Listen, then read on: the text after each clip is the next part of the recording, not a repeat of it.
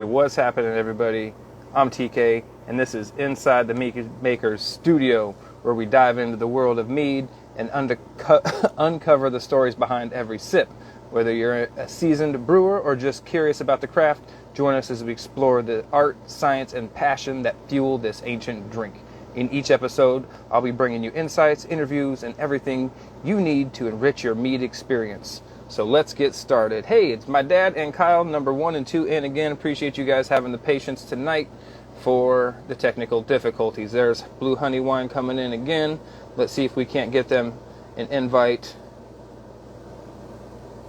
It is still telling me no on that invite, so I don't know what kind of device you guys are using. We are back, and this is like killing me. I don't know if you have if you have a different phone maybe, or a tablet, or I'm not sure. This is not usually, not always the case. I can't say it's never the case, but it's a case that I don't know how to resolve just straight away. So when I go to invite, I can invite anybody else here, but for some reason you guys are blacked out. Maybe look up on the top right. Maybe your like camera or microphone is turned off. What's going on, Steven, Mr. Aithling? Appreciate you popping in. Anybody go buy your Mead tickets to East Coast MeadCon, or I guess it's just MeadCon this year. I don't think they're doing a West Coast coming up here in September. We're on PC. Oh yeah. See, that's what I was saying. Like sometimes it don't work for the PC. Yeah, so go ahead and switch to a mobile device, and we'll see if that don't remedy the situation. Appreciate you guys working with me on that. But yeah, as I was saying, so coming up in September, I believe it's September 20. Ooh, Steven's going to kill me for this. September 26th. East Coast MeadCon, or like I said, just MeadCon this year. Tickets are available for that. They got all sorts of, they're going to have workshops and different events going on and stuff like that. There we go. There's a request to join in from Blue Honey. So we crossed our first hurdle, 27th through 29th. And Rest it. yes, success. All right. Hey, thanks you guys for joining me. Sorry about that. Oh, hey, like I said, sometimes it works, sometimes it doesn't. I'm not quite sure about the inner workings of, the background behind Instagram, but some people have a way around it, and I unfortunately don't have that information to pass on. But thank you guys for helping out and coming in and joining me tonight. Yeah, thanks for having us.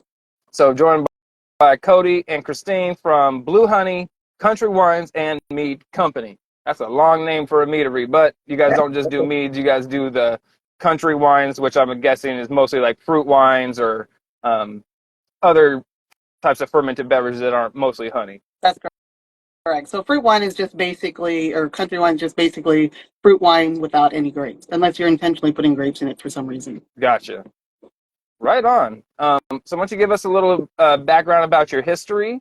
And I've got an absolute plethora of your guys' beverages because you were like the most courteous people ever and sent out a bunch of stuff for us to try. And let's get down into this and figure out what's going on. Okay. Sounds good. So initially this started off as a hobby like most of us. Kody was over in Japan in the military at the time, and the pandemic happened. So we all, figured out a hobby to do. And I started making wine. I actually made sake first, Wow. and then went to fruit wine. And he'd been talking about mead for a long time, and I never wanted to get to it until I started making fruit wine. And then I started making mead. So while he was in Japan, I'm trying to figure all of this out. And when he got back, he had a house full of carboys and, stuff all over Plenty of stuff to try. Yeah, I'll bet. How many did you have going by the time you got back? Oh, at least 20 or 30 gallons going. Whoa. Yeah. Across different sizes, not like 20 or 30 single 1-gallon batches. Oh no, I had 7 gallons, 6 gallons, 5 gallons, a couple 1 gallon. Yeah. Okay, very cool. What was the first flavor that you started with? As far as mead? Yeah. So it was the blueberry Blueberry, mead. yep. Yeah, it was our blueberry. And the reason was because I'm a big fan of blueberries. So the first wine I made was blueberry wine, but not a sweet wine. Believe it or not, we made a dry wine. Okay. And then I got into mead, and so I was like, well, why don't I do blueberry mead because it's my favorite fruit. There you And go. so our first mead was blueberry. We actually entered into mead crafters the very first year, which was I think 2021, Yeah. and we weren't expecting anything from it. I just wanted the judges' notes to get better at what I was doing. I was not expecting anything at all, and we ended up getting a bronze. And then the following year, because of the notes from the judges, we actually won gold with that one. So that from there kind of took us on our little journey to Yeah. where we are now. And that was while you were still home brewers before you had gone commercial, right? Correct. Right. Yeah. Because I saw online, I think I've been following you guys for a little while. Said that you guys had been buying some of your honey from Mr. Sean Harris out there in Hawaii. Yes. Yeah. So the local honey we get is from Trumpers. Yeah. Yes. But all of our Hawaiian honey is from Sean. I mean, I started off getting it from him, 10, 20 pounds here or there, just trying it out, and I loved it. I really loved all of his honey, especially the lehua. Yes. And from then, once we decided to go commercial, I wanted to stick with it because the service is always great and the quality of the honey is always fantastic. Yeah. His honey has so many Mead awards across different platforms and everything. That dude has some of the best and most unique honeys. Like I love him and his family. They're the best. They send out Christmas cards to people and Yeah. they're just they're some of the coolest people. So yeah, definitely anytime I get a chance to give Sean a shout out, I try to take that. And big shout out to Trumpers too for supplying you guys with some awesome local honey you don't have to pay shipping for. Yeah. Yeah. Yes, very much so. Awesome. So, like I said, you guys were kind enough to send out a whole tasting of meads here. So I have, I think almost everything in your whole repertoire. What would we want to start with if we were going to be? I'm trying to think here. Do we want to start with just the traditional? Yeah, you can start with the Adam and Eve if you'd like. There it is. Yes, the Adam and Eve. So, I when I opened the box you guys send out, and I was pulling these out and I was looking at them. First thing I noticed straight away, no other mead makers using square bottles. So kudos to you for having like a unique flair to your product that lets you stand out amongst everybody else. Because I won't say it's a saturated market out there, but any edge anybody can get on other products is definitely a bonus. Well, and that's what we were going for, is to stand out. Plus, we like the square bottles, but it was definitely to stand out. We get a lot of, is that olive oil? You guys selling olive oil and vinegar? Yeah. And, we always, that I always tell them, look, if you're ever going to buy mead and you see a square-sided bottle, more than likely it's going to be from us. Yeah, I would have to say that the only and having worked at a vinegar manufacturer before, yeah, square bottles are very much a common thing there. But that doesn't mean they can't be mead bottles. It's just a bottle. And I love, like I said, I'm here for the unique shapes of the vessels. It really helps communicate, your brand message and your uniqueness. Hey, you can't fit us into a square peg into a round hole, so to speak. Right. Well, we didn't want to go Awesome. with small bottles either, so the 375s are just a little too small. So those are 500 milliliters, so it's a little bit larger. And which is always appreciated because you don't really see that a lot. I feel like the times I see the 500 mils the most, unfortunately for me, is with the swing top bottles, and I don't it's a cool concept, but I don't know. I always feel like suspect about the quality of the seal on the swing top bottles. It's nothing against the mead going into it. It's the effectiveness of the unit itself. But I don't know. That's probably just me being overly paranoid. But yes, 500 ml bottles greatly appreciated on the volume up there. That's a full 16.9 ounces, like a water bottle. It's crazy to think that this and this are the same volume. All right. Right. Ooh, so got a great honey character straight away. I didn't have a Now that's blue. Oh, go ahead. sorry, I was just going to say that's a Albizia and rose apple honey from Mr. Sean. Okay, so I was going to try to read that, but I didn't bring my glasses, and you guys have ridiculously fine print on here. I know. Look, so let me explain that. Oh, because We rushed to get these labels out when we first started. So obviously we need to change. But so we're trying to get rid of all the old labels right now, okay. and then we're gonna make. I was going to say, because your labels, like, I love the kind of consistency, but it drives me crazy that not a single one of them is the same as the other one. Some have the wood at the top, the logo's different. Sometimes you have backgrounds behind the words and letters and not. It's like, oh, the OCD in me like just goes crazy. But you guys are obviously working on something better, and it's just a minor quirk that I find. I don't know why I do these things, but I digress. So the Adam and Eve, you said it's which types of honey now? Apple something? It's rose apple and albizia honey. Albizia. Now, what is an albizia honey? I don't believe I've ever heard of that before. So when I looked it up, it looked very similar to like a silk type of tree with red flowers, if I'm not mistaken. Okay. It definitely, for a traditional, has a very unique characteristic, and I do feel like I get. I've never had a rose apple, but it does give this kind of, I would call it like a rose hip-esque type of vibe and energy to it. It's very fresh, very green, like fresh nature green, not like raw alcohol green, but like refreshing type of feel. Yeah, I was really, really surprised when I tried it because I actually feel like I got a lot of that fresh appliness, but it wasn't super apply, you know what I mean? But I got a little bit of that. And I love almost, I would say that's about as brilliant as a clarity you can get. I can completely read the bottle logic label on the other side of this.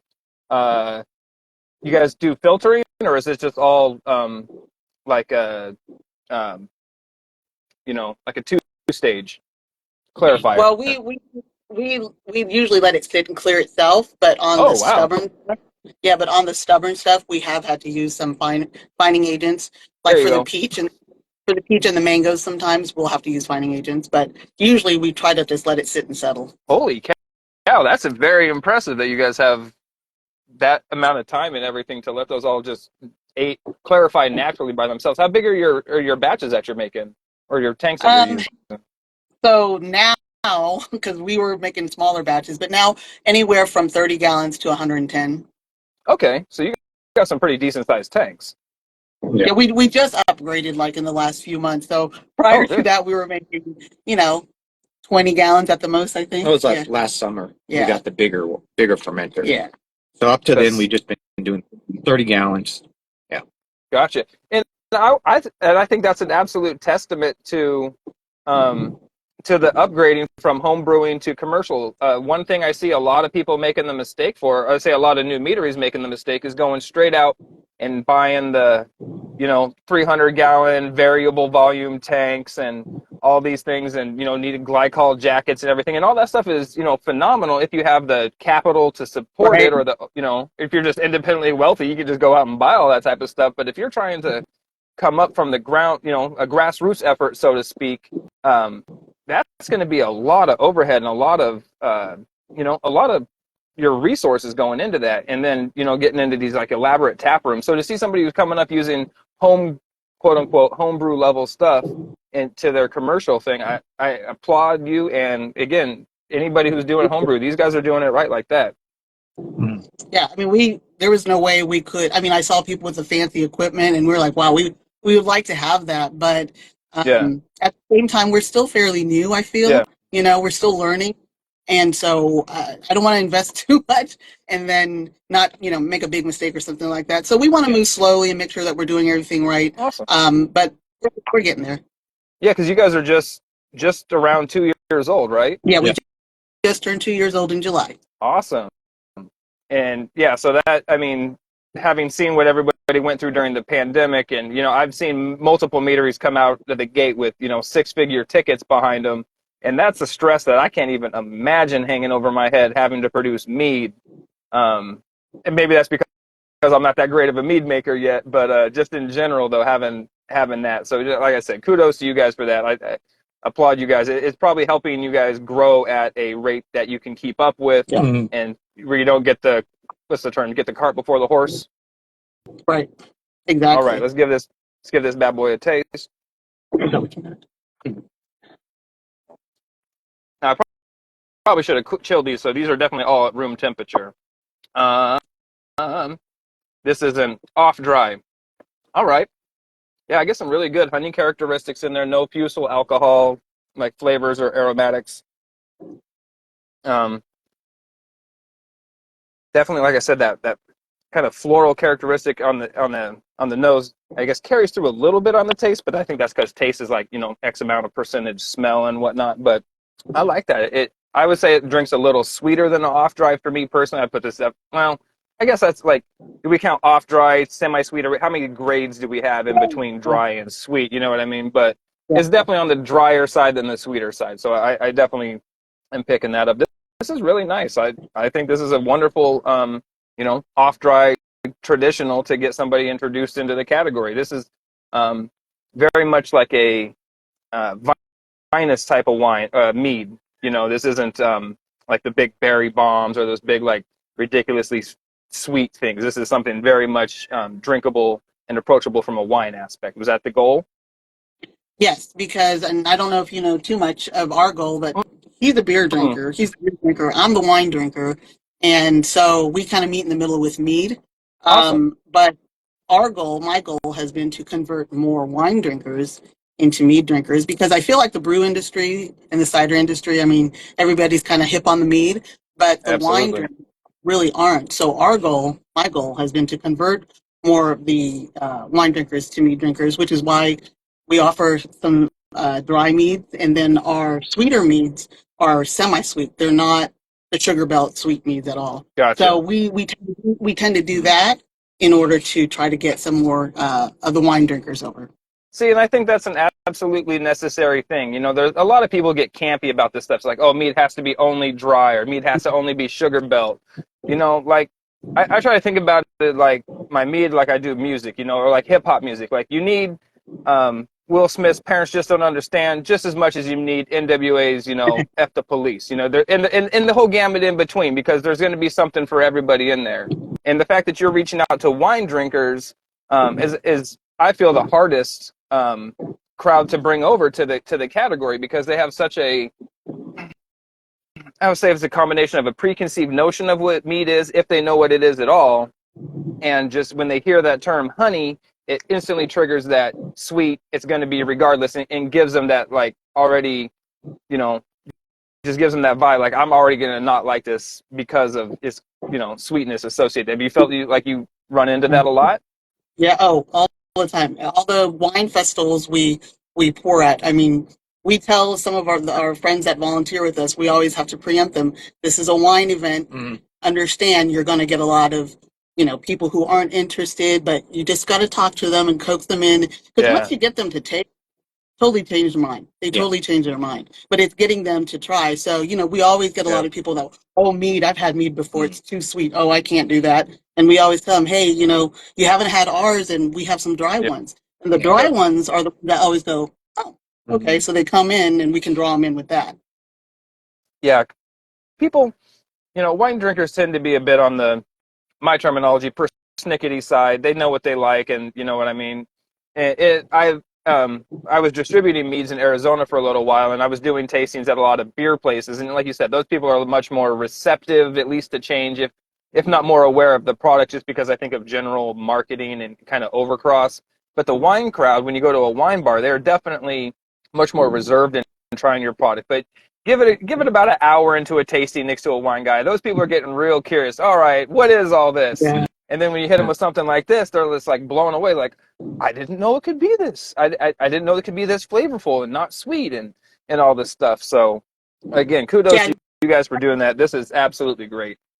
Thank you. We're up to the challenge to converting the wine drinkers because we live in wine country. Where we are is wine country. We're the only non-grape wine winery out here. We're the only meadery out here in Ramona. So it's really new to a lot of people out here. Well, and the region out here too is growing. So it's not a really known wine area, but they have over 40 wineries here, and we're the only meadery in the area. So So, it's where is it? definitely Where does Ramona fall for us outside of the California region?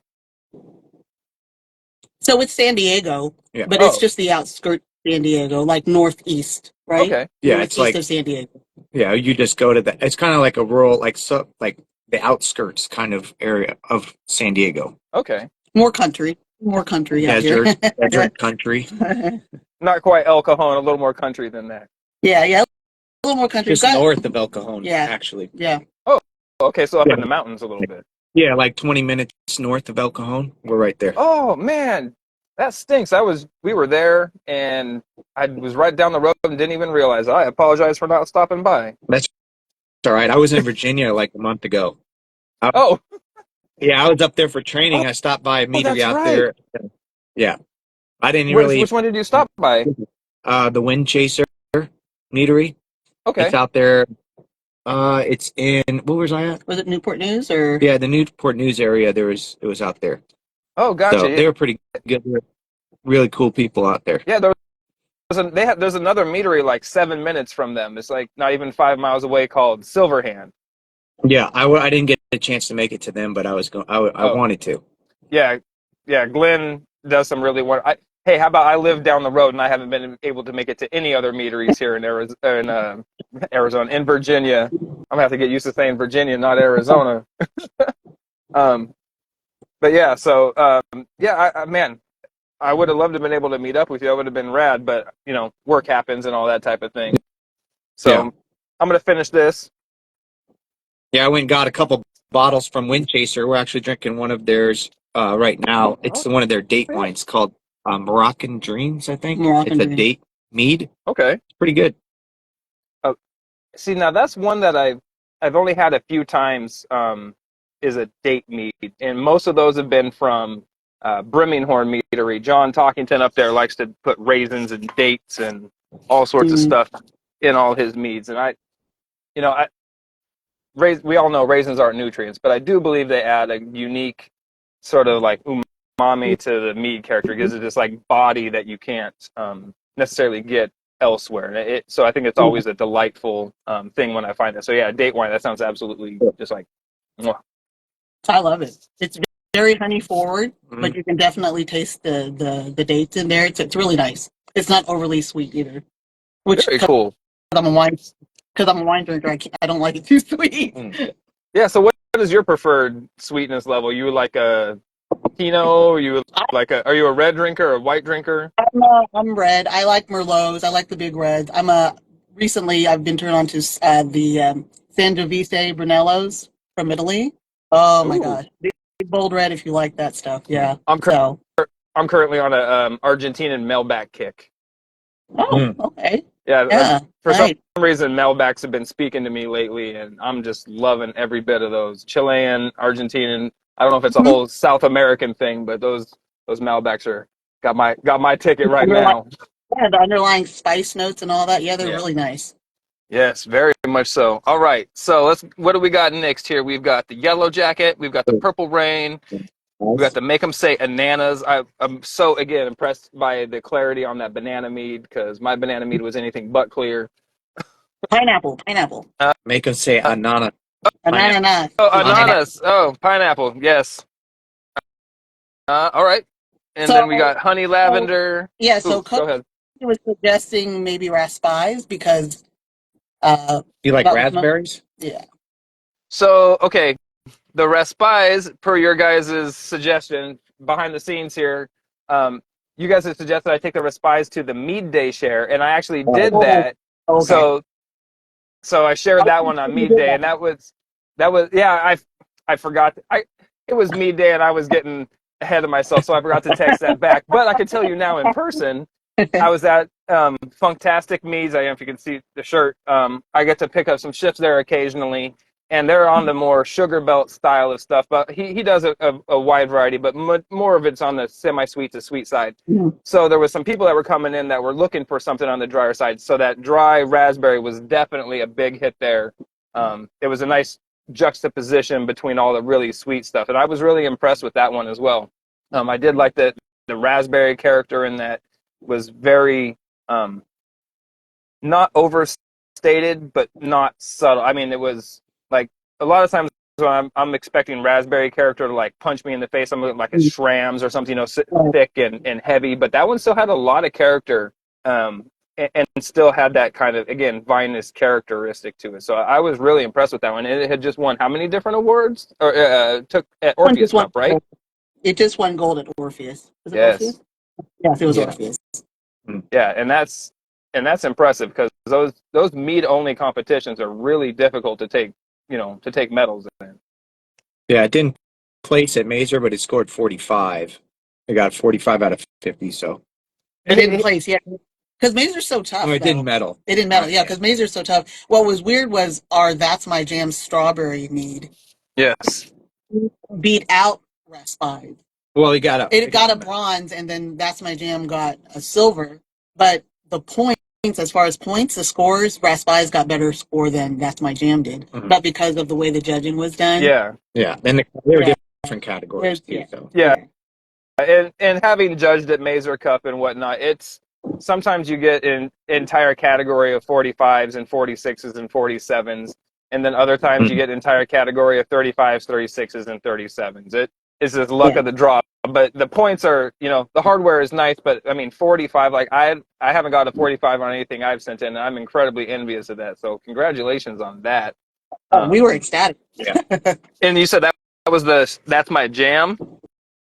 No, well, That's My Jam one didn't get the points. It was Rap 5s that got over 45. But That's My Jam got the silver over the bronze. Yeah, it was weird. Yeah. All right. So which one are we opening next then? We got, I was going to finish going through the flavors. So then we got the Honey Lavender, That's My Jam strawberry, the CEO, which is chocolate orange vanilla, toffee scotch, which is a butterscotch one, it looks like, and then the Transcendent, which is a crabapple mead. I'm kind of here for the crabapple mead. Yeah, let's do that one. It's a bochet crabapple. Yes. So I have recently just did a bochet for, I don't know if you guys follow any of like the homebrew YouTube channels, but there's a guy out there, his name's Man-Made Mead. He runs a YouTube channel for homebrewing. He had a competition going called the Ultimate Bead Maker. I was entered in that. And the last competition that they held, well, the one I got eliminated from, unfortunately, was a bochet category. And it was the first time I'd intentionally made a bochet. And it came out with these like really sharp pineapple notes. And a lot of people are telling me it's because I used a QA23 yeast. What kind of yeast did you guys use in this? Like how long was it bocheted for? All that jazz. That one, we bocheted it for a good, it was at least 60 minutes. Well, so the trick with bocheting is you have to get the temperature of the honey up to where it doesn't just start bochetting as soon as it gets hot, right? So once you start getting the air in it and it starts expanding, right, and then that's when you can really start bocheting. Or what we call bocheting, burning it, yeah. Yeah, and then and we probably keep it at that stage for a good hour and a half, 2 hours. It just depends on the darkness. How dark we want to get it. So we visually will check it, and if it's good, then we'll move on from that step. Yeah, well, we'll remove it from the heat at that point, but we tend to have to do it in stages, obviously, because the honey will, bubble up and rise and boil over. So, and we only have so big of a pot that we can do it so we have to do it in batches. Well, we could be doing 100 pounds of honey, so you can't fit 100 pounds, at least not in our kettle. So we do it in a couple stages, and it's kind of an all-day process, Good time to have a couple. No kidding. Sit back, have some meads. Don't overboil some honey. So straight away, this is phenomenal. Like it has this wonderful like candied apple, not like a candy apple like the Halloween tree, but like a almost like caramelized apple, like apple pie filling or something like that, like apple sugars that have been. That's what we were going for. The caramelized, like a caramel apple type. Yeah, like kind of a caramel apple. Yeah, like almost. Yeah, I was gonna say I get. Yeah. I'm getting all of that. I'm getting the caramel in there. Like it has I would say this has a much more complex aromatic profile than the traditional, but there's a lot more going on in here. So I would, expect that to be the case. Yeah, definitely caramelly. I would say almost like brown sugary type of notes in there. Mm-hmm. Yeah, apple on the back end of that. I'm really digging that. What's the finishing gravity, or do you guys use bricks there? What do you guys looking like? How much residual sugar should I expect there to be in here? Like I'm trying to get some legs in there, Probably, but this is an awful little glass. probably maybe 3%, 3 to 5% is the most what we usually do residual sugar. Oh, So 14% ABV. okay. So yeah, so we're talking like maybe like in the one like 998 to like 1002 range for Yeah, your dry meads. probably. I don't even go to 102, I think. But yeah, Oh wow. and I stay under 102. I try to stay For under for the 102. for the stuff that's dry, for off dry, you probably go a little higher than that, or is that just across the board? No, because I mean, very rarely go much higher than that. If I do, it's by accident. But yeah, that's Oh, why I'm saying we try to stay in, because everybody's already, I feel like, covered the sweet stuff. There's so much out there already that again, we want to go a little bit less sweet, a little more dry, to maybe attract, the other people who aren't drinking it. That was our goal. I do like the the perceived sweetness. You don't have to achieve a sweeter product to get that sweetness profile across the tongue. But I am interested in knowing what makes you think that there is a larger variety of sweet meads out there versus the dry meads. Because it's been my personal experience, there's significantly more dry to semi-dry meads out there available than the sugar belt stuff. Hmm. Well, just because of the people who we come across, we do a lot of events. Mm-hmm. We do a ton of events. We do beer events. We do wine festivals. We do all sorts of events, and That's what we you hear. yeah, and Yeah, what we everybody's saying, is gauging it's it. too It's sweet sweet. without even like trying anything. That's their first kind of response. Oh, Yeah, your mead, it's going to be too sweet for me. yeah. Yeah, That's the misnomer. Automatically, mead equals it's sweet. Mm. We know it's gotcha. not. You know what I mean? The taste, but what we're hearing from, at least, and remember, we're talking about California too, right? This Yeah, you're region, in wine right? country though. Where, right, but and then down south and out east, I feel like are more hip to mead than I feel out west we are. We've got a few meaderies here and there, but I feel like majority of people, the population, are more hip to it out there than they are Mm-hmm. out here, at least in our area, because very little know. I mean, you've got Lost Cause out here, you've got Yeah, Twisted Horn, and when we ask people, yeah, oh, they'll ask, where's the meadery around here? I'm like, Lost Cause. You know what I mean? Oh, you don't know about Lost Cause? We'll mention them. yeah, Yeah. There's a lot of people that don't know. yeah. See, and that you guys, I feel that Southern California. I mean, between Anaheim and San Diego, I mean, you guys have, I would say, close to a dozen meaderies down there. Unfortunately, Good Omen just closed their doors. Yeah. I think within the past year, on Hmm. which is really crappy. But like you've got, you guys, like you said, Lost Cause down there, Yeah. There's Mediocrity, Twisted Horn, Wild West or Westwood, West, yeah, Raging, yeah, Raging Raging Cider, Cider, yeah, and then up north you got Chubby Cheeks Batch, and Batch, and Bat, then Honey Pot. Yeah. So I yeah, mean, and Honey Pot. that's a strong concentration, and again, I think you guys all feel, having been had most. I haven't had like Mediocrity and the Wild West one, but I've had mead from now all of you other guys, and you all fit into this your own niche spot. You can all support the industry in a different way, which I think is really cool, because like if this was like the Sugar Belt region, it's all, like you said, it's all one type, and that I assume plays into what your customers are telling you, that this, hey, all the mead that we've had or come across, or even their connotations of mead, that's going to be sweet. So good for you for listening to your customer base, and this is Mm-hmm. Yeah, delightful. thank you. So that one won us Best of Show at Mead Crafters last year, and then this year it won us Best of Show at Toast of the Coast. Toast of the Coast. It has a very like I'm not say holiday, like Halloween, like fall type of feel. It like Yeah.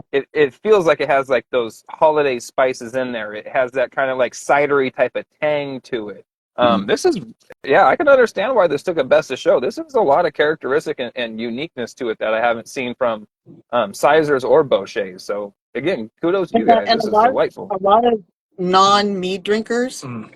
can drink that one. So our go-to has been where a lot of people are like, "Oh, give me one that I can, drink." A lot of people can drink Transcendent and be okay with it. Non-mead drinkers, so it's an easy one to drink. Yeah. And I keep wanting to say cranberry, but it's crab apple, and it's because I'm again not wearing my glasses. But yeah, no, It's that a yellow crab apple called Transcendent crab apple, which is why we called it Transcendent. We're not yeah, very creative. Yeah, those are all local ingredients to our area. Yeah, those They're are all within like 3 miles of each other. The Yep. ingredients, the honey and the apple. crab apples. So do you guys utilize local ingredients in all of your meads? Yeah, so we definitely try to. I mean, other than the honey from Sean, right? We've got Trumper's local honey. Mhm. Yep. And then what we try to do is to support a lot of the farmers in the region by not buying the good fruit, but what we call the ugly fruit or the fruit that nobody wants. Like C And grade fruit. Yeah, so seconds. so we go to a lot of these farmers that can't get rid of it or have to you know, like one guy was putting all his lemons down the disposal because he couldn't, Yeah, you he had know, too much. yeah, he There's had just too too much. many lemons, Yeah, and he so couldn't get rid of them. so we're, people are giving us lemons and yeah, Yeah. for a cheap price money, but that way we're also helping the environment out. We're helping out the farmers are helping us out, and we try to stay as local as possible to help the community and the region. Yeah, no, that makes sense. It saves money on shipping costs. It helps support your local economy. And Yeah. again, back to what I was saying about meaderies that start up and have these, excuse me, uh, my terminology, delusions of grandeur about opening this superstition level, Shram's level place straight out the gate. Mhm. You don't need that wide distribution. You support yourself local. Let your local customer base support you back. Support your local vendors and suppliers, and they'll support you back. It's the way to go. Anything else is, man, that's a risk for a biscuit I can't take. I mean, and that's what we get. The enjoyment we get out of this has been networking, meeting the Yeah, people. You know what I mean, yeah, and figuring things out, working with the community. Because he's been in the military for 22 plus years, and I was in sales and collections for 25 plus years. So this is wonderful to us. We love it. Mhm. yeah. Much better side of customer service than I imagine in dealing with collections. Oh Yeah. yeah, oh yeah, much better. All right, what are we going with next? We've got the blueberry mead. So is the purple rain, would that have been your initial flavor profile, the blueberry mead? That was our first meet. Yeah, All that's right, the let's go with that one. it's been So this is the one, tweaked over the years. what It's was been that? tweaked a little bit over the Okay, years. We've obviously tweaked it a little bit sure. based on judges and stuff, but it's still pretty consistent with what it was originally. Would you say this is your flagship product? What's the product that sells the most out of everything, I guess, would be the question. Honey Lavender and Transcendent as far as the needs. Okay, Hmm. well, I Honey gotta do the lavender Lavender, one too, well, because Honey Lavender, we stopped entering into competitions because it just the wouldn't bottle can't go. support the bottle can't support the metals anymore. And really, I'd say it's just the honey. You know what I mean? We're not doing much to it. Yeah. It's Lehua Blossom honey, and then we added some lavender blossom to it and some vanilla, Yeah. And that's it. and that's it. That's why I said sometimes the ingredient itself is we just add a little love, and that's it. And just let the ingredients speak for That's itself. Well, what we found is the process is it's definitely where the kind of the magic happens, and I think some people just feel like they can just ferment and they don't really have to do anything else. So everybody has their own unique process to how they're going to make something. And then you got on the back end the flavor profile, right? You can't just throw things together. You have to think about it. So I think that's kind of what we do, and that's why we've been, pretty successful with most of our meats. Yeah, there's a lot of times people come out of the gate with 17 different flavors and adjuncts in their meads, and while it can be a really cool concept to have a bananas Foster's mead with banana and pineapple and whipped cream and nuts and cherries and all this other stuff, a lot of the time that can like really muddle the overall end product. So and when you do that, I feel a lot of times people sacrifice their quality of their ingredients. So to stick with again local quality ingredients and go with ingredients that pair well together naturally is Well, and the things right way to go. use the person who's drinking it too. Like it's hard to pull flavors out when you use so many as well. Like our most complex one is probably the CEO. Or yellow which is jacket. 3 flavors in there. You know, and we make it to where you can identify those 3 flavors. Yeah. know. All right. Right. So this is the blueberry. So definitely get the blueberry characteristics straight away. It's again more natural. How do you add the blueberry? My guess, if off aromatics alone, would be juiced blueberries, not whole fruit. It's whole fruit. Oh, it is whole fruit. Awesome. Mm-hmm. In And the those in blueberries we primary and get from secondary. yes, Okay, and you get them from where you said? from Palma Valley, which is San Diego County still. Hmm. The best blueberries, some of the best blueberries we've ever had, and we don't want to go to anywhere else Yeah. because we Yeah. tried going to somewhere else last year because they didn't have a harvest because of all the rain we had, Oh and so yeah. we went to someone and the blueberries just weren't the same. We had to use twice as many blueberries to get the same effect as what we got. So That's it's really important where you get the ingredients from. You know. oh absolutely. That is really really good. What would you say is your finish? You're calling this one a dry or a off dry? No, that's semi-sweet. Okay, yeah, that one I would definitely say is sweeter than the other two that I've had. Yeah, no, That that one's semi-sweet. no, that is really good.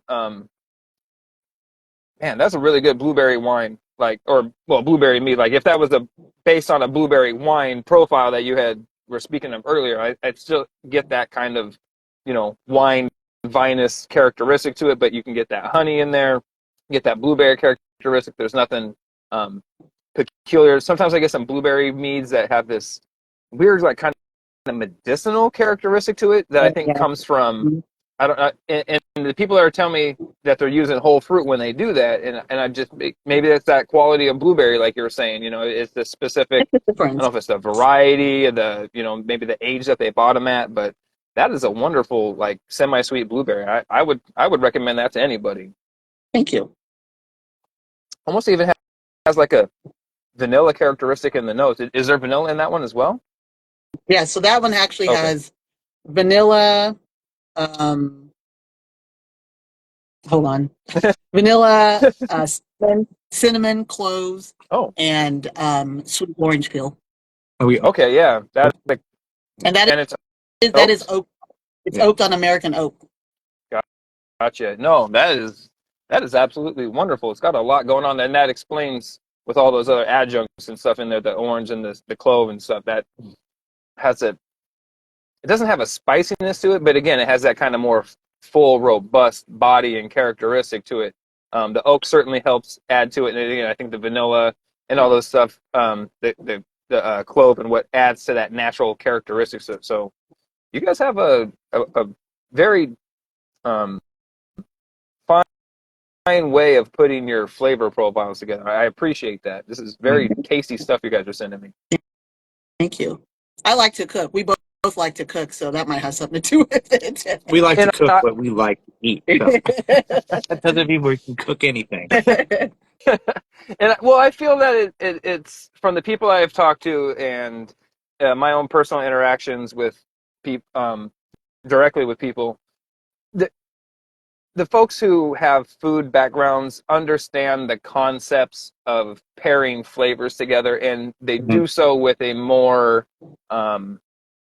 measured tone to their stuff they do. Some people that don't understand that just, like I was saying, just throw everything at the wall because they saw somebody else do it once, or they just had some crazy concept and see beers making these things with Oreos and fluff, marshmallow fluff, and all this stuff. So I'm going to throw all that stuff in there without really understanding what all it takes to make something like that.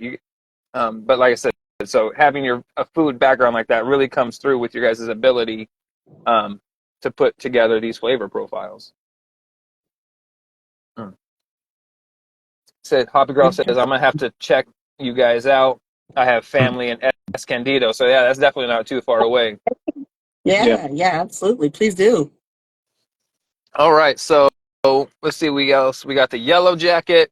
We've got the make them say ananas, the pineapple mead. Oh, The I honey said them, lavender. but that's right. Yeah, We already said all right. Honey Lavender. Yes, honey lavender. All You know right, what's funny so is he and I don't like lavender. We don't like lavender. That's the funny thing is we won't drink it. Well, we don't like that, but the lavender in this variation, I suppose. I'm just not a lavender person. Yeah, we don't like floral. Yeah. Gotcha. And lavender is about as floral as your But when I florals can made it, get. Yeah. but when I made it, I actually made it because one of his friends' wives loves lavender and asked if we could do A honey lavender. Yeah. And so we did. I did, and I Yeah. did not like it, but I knew she would.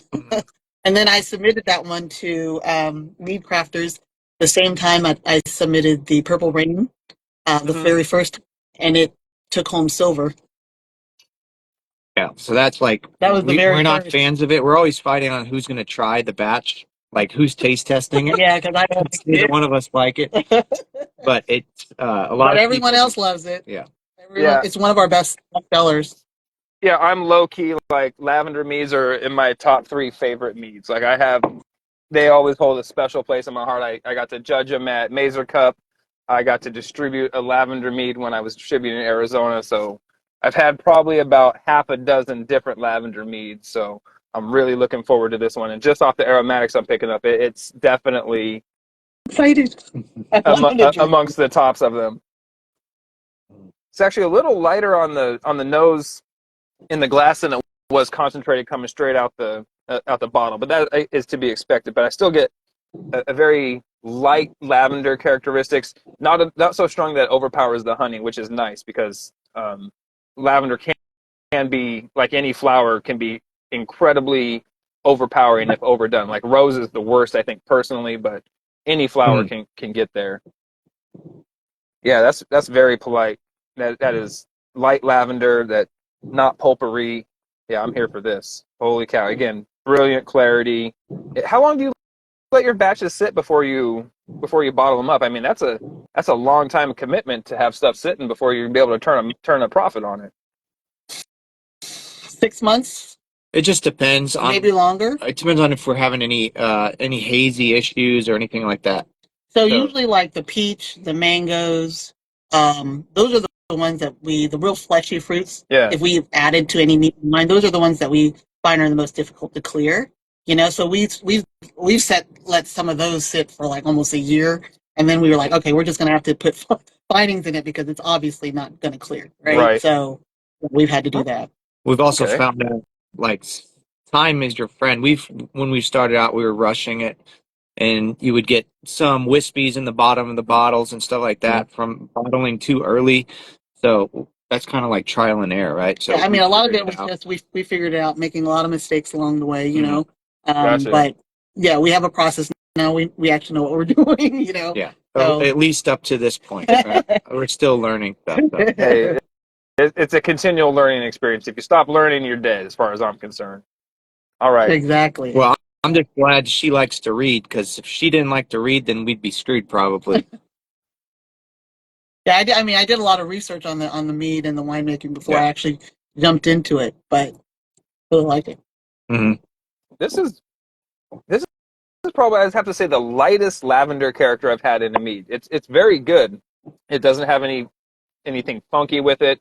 Doesn't have, like, now I've heard that there's a, like, with cilantro, how they have that gene where it tastes like kind of soapy to people. I hear lavender's in the similar type of family, so I don't have that. So I definitely don't get any like soapy characteristics. Again, no pulpery, nothing nothing Well, that was our funky. goal because we didn't want that. That was the thing, is because we're not fans of the lavender, so we were like, we want to make sure that it wasn't potpourri-ish. Maybe that's why it's so light. It's because we're like, that's too much. That's I was too gonna much. say, if anything, I would personally say this could stand a punch more lavender. Given on, again, I actually say this is even sweeter than the blueberry one I just had. This is the sweetest mead that I've had yet. So a nice, I would say, ramp up in the lavender character even more would help, offset that sweetness a little bit. Definitely nice tannic presence, maybe a pinch more acidity to help, again, balance out that sweetness. But that is really a really nice, mellow lavender characteristic to go against that Lahua Blossom Honey. That is an easy drinker. And again, I can understand why your wine drinking clientele flock to your guys' stuff, because it all has a very, vinous characteristic to it, but not in that same vein. It's wine, but it's not wine to those people. No, again, like I've been saying all night, kudos to you guys. This was a delicious flight so far. Thank you. There's no vanilla in this one? No, there's vanilla. Oh, there's vanilla in it. Oh, okay. I guess what you said it Madagascar. was the Lahua Blossom Honey and so Lahua Blossom Honey, vanilla, and lavender. Yeah. Anything else in this one, or just that? Nope, Okay. that's it. Yeah, that vanilla is coming through too. Maybe that's what is mixing up with the lavender, adding to the sweetness character. But yeah, no, that's really good. I hadn't thought about adding. I want to do a lavender mead at some point. And I'll probably add a little bit of vanilla into it now that I've had this one. I think it adds a little more fullness to the flavor profile. I feel like it balances out. Maybe gives it. I don't know. I keep saying creamy, but it's not creamy. But you know what I'm saying. It adds that body or fullness to it that it normally wouldn't have if you didn't add vanilla. Yeah, and that's what I'm saying. Like all of your guys' stuff has this that same type of body to it. This one I would have to agree would be the quote unquote creamier, that fuller, velvetier mouthfeel than the other one, the Transcendent, the Adam Eve certainly being the lightest in the mouthfeel. But none of them feel watery or thin. They all definitely, like I said, I wish I had a bigger glass in front of me so I could actually get a good swirl and see some legs. But I feel they would have some residual cling left in there, even though there's not a whole lot of sugar left. They have that body to them. We've been told that it does, so yeah. I guess it does. Yeah. See I'm losing the color. The beer banter page is asking where you guys source your honey. Forgive me for this already been answered. Yeah, they said locally from Trumpers. They're in the Ramona region or Ramona area, and then from Wokalei Honey on the Big Island of Hawaii, Mr. Sean Darrell Harris. He's called Sean the Honey Man all over the Instagrams and the Facebooks and stuff. He has amazing honey. Look him out if you're looking to get some Hawaiian blends at a great price, nonetheless. Yeah. Every time he raises his prices, I keep thinking to myself, man, you're still undercharging for your stuff. But I feel hesitant to say that because I don't want to pay more for his honey. But he really does have a great product. It's good. It's really hard for us to now go outside of Sean to try. There isn't any good honey out there, but you get what I'm saying. It's really hard now. So we've stuck with him. We stuck with him for 2 years, and we're probably going to stick with him for a while. Yeah, as long as he's making honey. Absolutely. I was just judging at a competition this weekend, and there was a brand new mead maker at the competition stewarding, and she was asking my opinion on some of her meads. Found out I was at the mead table and all this stuff, and she's like, "This is my second and third meads I'd ever made. What would you suggest to be the things that I could do to just make just better all around mead?" I said, three things that you can do: temperature control, quality control of the honey and process going into your ingredients, and step feeding and making sure you get proper nutrients into your meads. Those three things will increase your mead exponentially just across the board. Absolutely. So yeah, when you say quality of your products going in there, 100%. Like I think that's why people go to Sean, because they know he's a small family business. I mean, he has his kids help him pollinate vanilla beans. I mean, that's one of the coolest things ever. Getting your 3-year-old daughter out there hand pollinating orchids.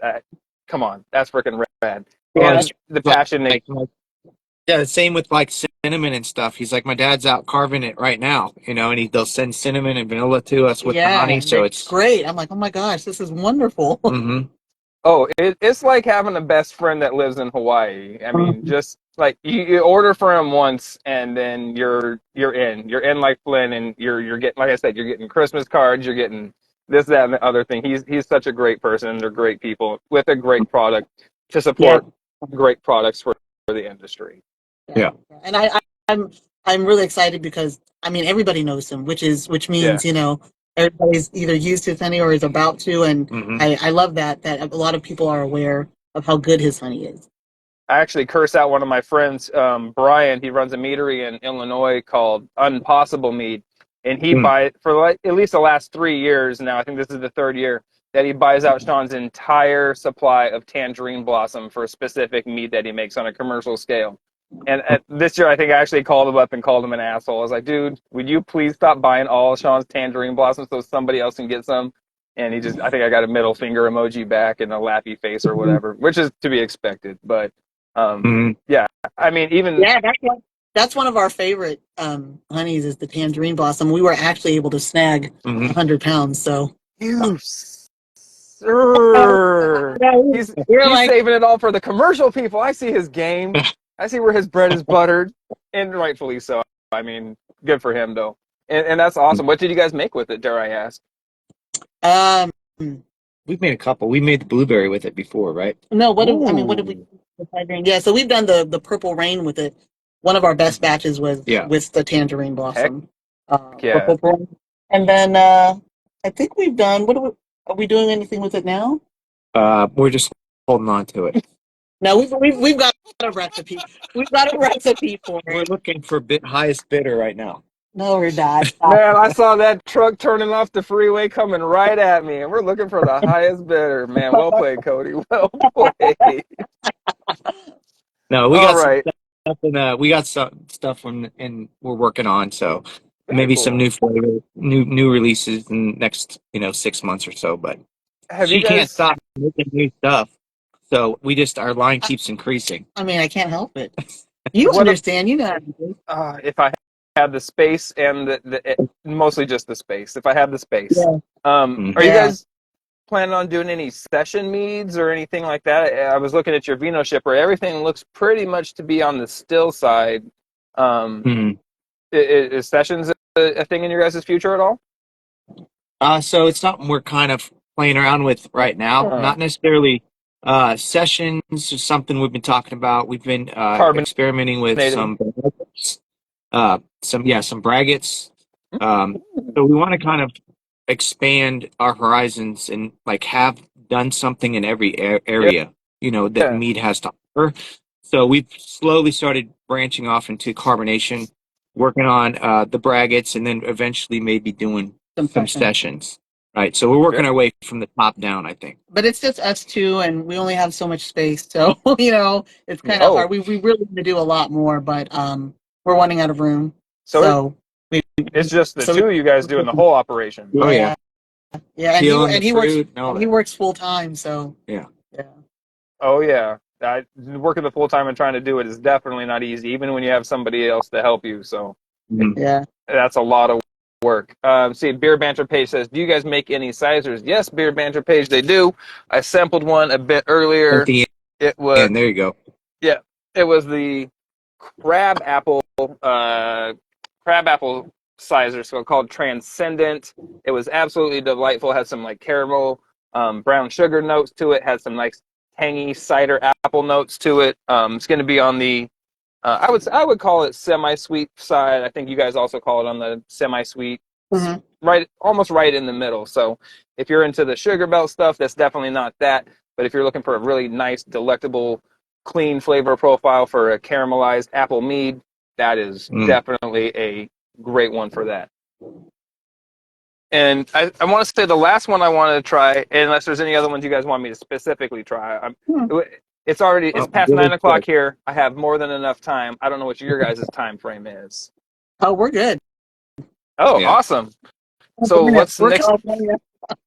So you guys got plenty of time. So what's next on the list then? We got That's My Jam, the CEO, Toffee Scotch, Make 'em Say Ananas.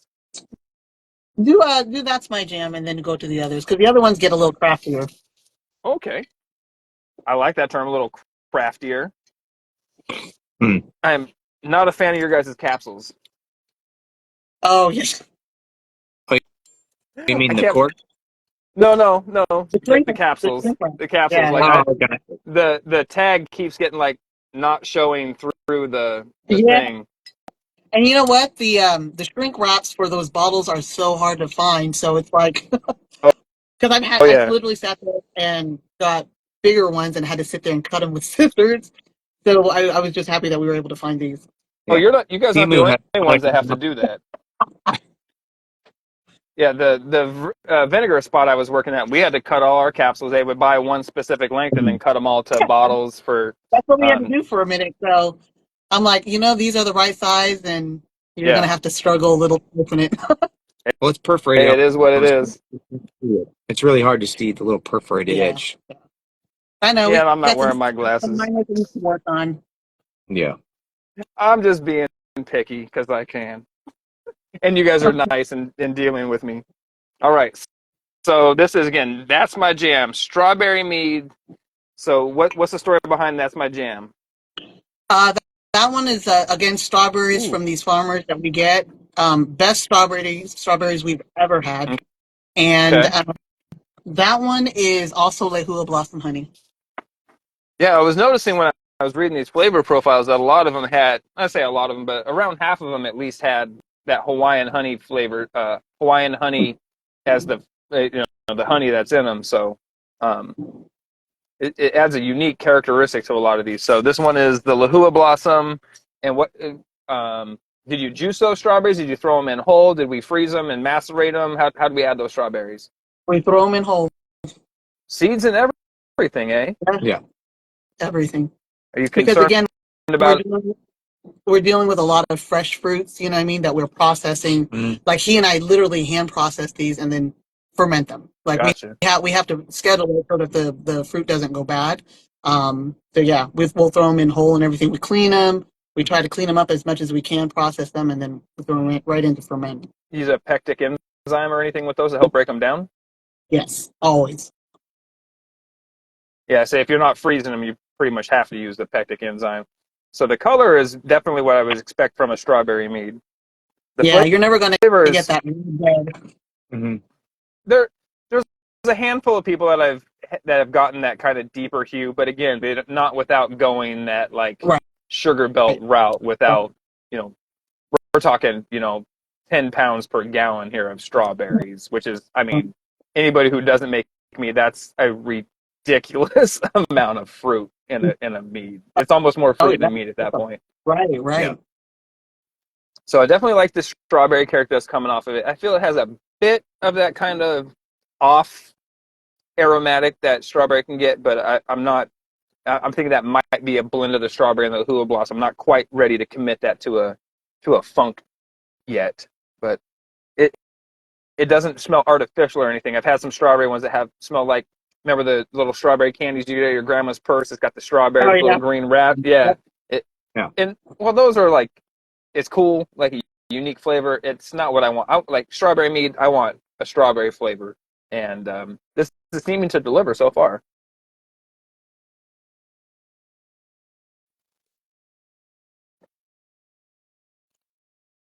No funky taste to it. Yeah. It.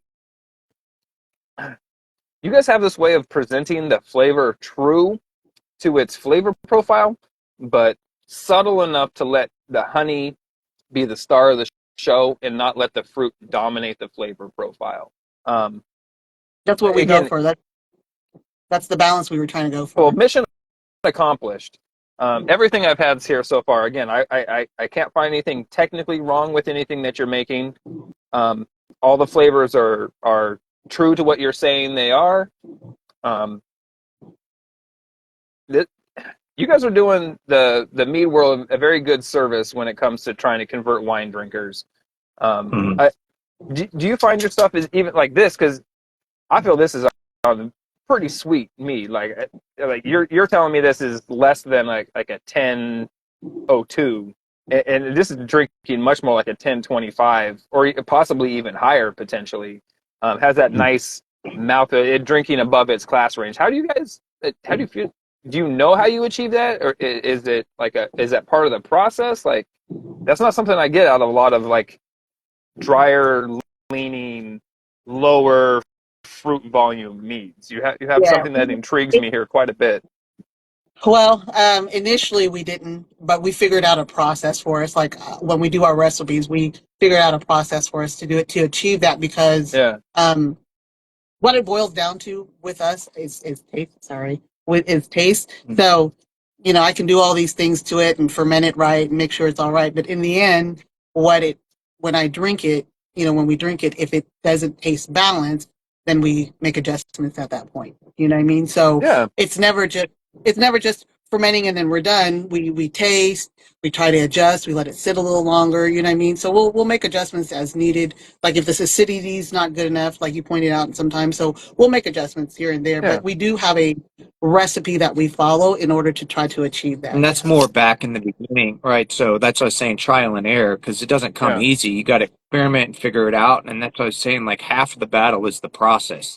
Once you figure out your process, then it's your ratios and figuring out your flavor Yeah, profile. and that's the key thing is using fruit. The ratio of fruit to honey is not the same for all the fruit, and Yeah, so sure. we benefit from making fruit wine. So we understand each fruit's a little bit different. So I mean, when we're making a strawberry wine versus a blueberry wine, making versus a lemon wine, it's all really different. Like how much sugar you have to Yeah. add in additionally to get the alcohol level up. So knowing those things, I think, help us in adding the flavors to the mead. So because we're Yeah. aware of those characteristics of fruit, and that way it allows us to adjust when we initially start the fermentation, so we can keep the profile that we're looking for. Man, well Yeah. done. Even when you're Yeah. sizing up, just because you're sizing up doesn't mean you double your batch. Like there's other things you have to tweak too. Yeah, because you would automatically think, "Oh, I'm just going to double. I'm making a twice as large of a batch. I should just double the fruit or double." And Right. it's not.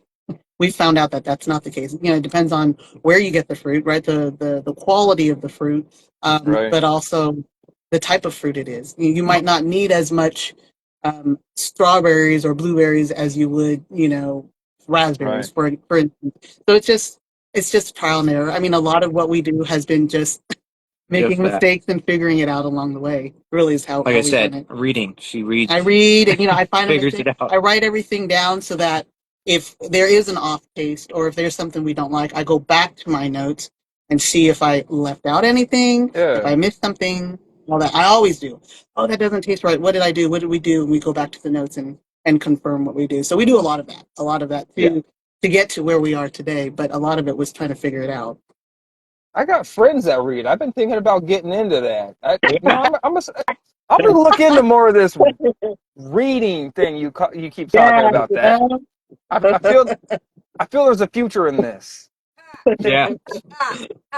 Quiet down. My wife's laughing at me because she's a reading fanatic and hasn't seen me read a book in the past 15 years.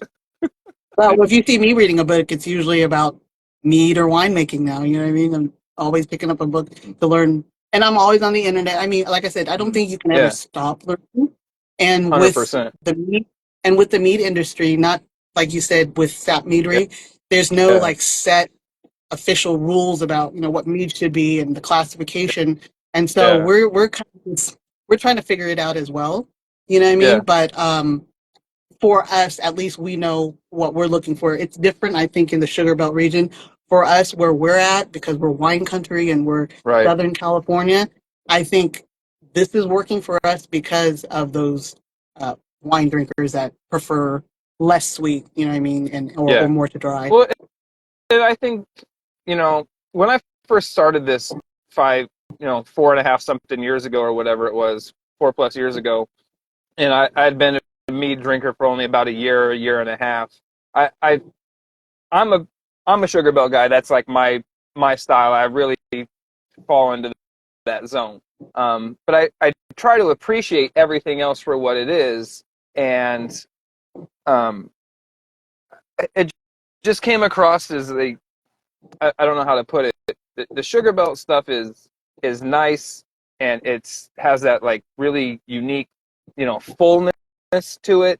But the drier stuff, the more vinous stuff, is something that's much more approachable to your average drinker, be it beer or wine. Right. So um, to like I said, to stick with what your audience is, what your clientele. A lot of meaderies opened during the pandemic. There was a lot of money flowing around then, and people saw what certain places were doing, saw what Shram's was doing, saw what Superstition was doing. It's like, oh, I can do what they're doing. I can throw a bunch of honey in my stuff and let it finish at 1185 and sell it out the thing like IHOP pancake syrup. And then, once all the free money dried up and, blue honey is still around and a lot of those places aren't. So it's not about making any one particular style of mead. It's not about making sugar belt mead. It's not about making dry mead. It's about making the mead that you can sell locally in your area and serve your clientele base based on your passion behind the project.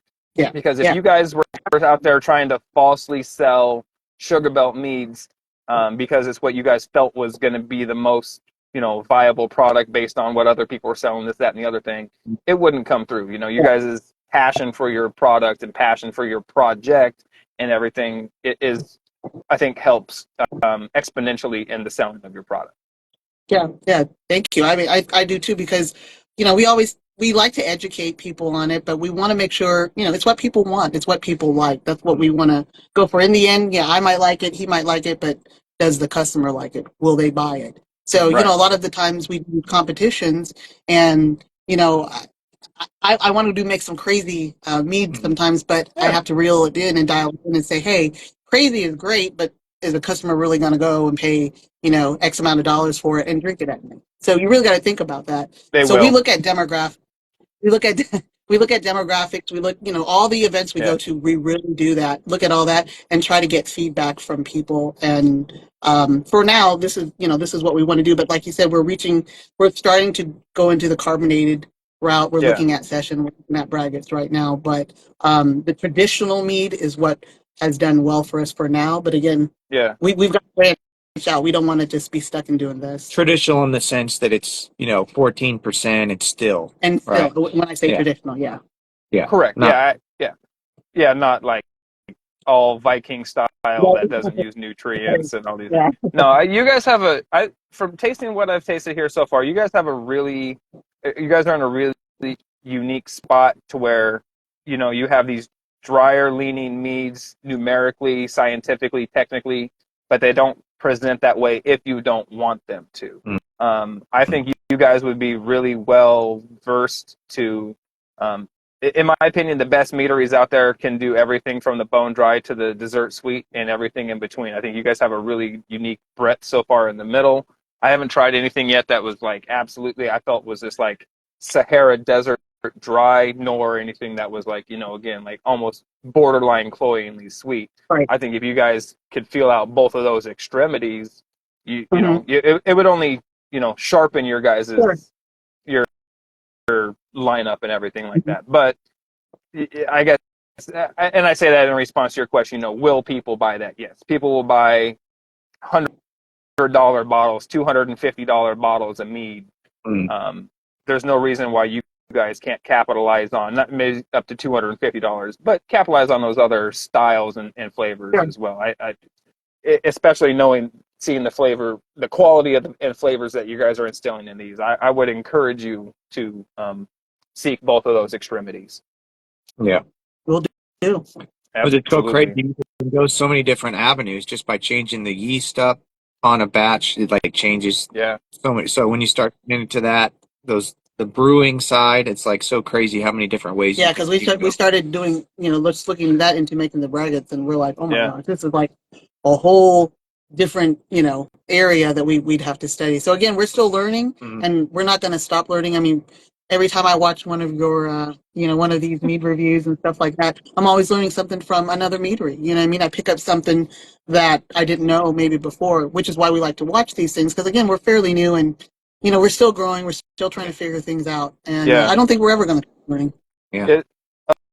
And see, I'm right now. I'm in the middle of listening to there was a mead maker podcast before this one, called the Meadcast. Back, I think it started in like early 2015, and I'm listening to the people that they're interviewing and everything. And the funny thing is that they're all talking about a lot of the same stuff that we're talking about now. So it's really unique to see that the industry has changed as much as it has, and also hasn't changed that much. It's still as niche as it ever was. There's more of us out here, but I mean, we're talking the fact that we can, you can count a state, pick any state, and you can name every meadery in that state. You couldn't do that with breweries. Right. I don't care what state it is. You couldn't do that with breweries. So we're still a really small hobby industry. What's the term? Cottage industry. Where it's just so small that all these different nuances, everything make a vitally huge difference.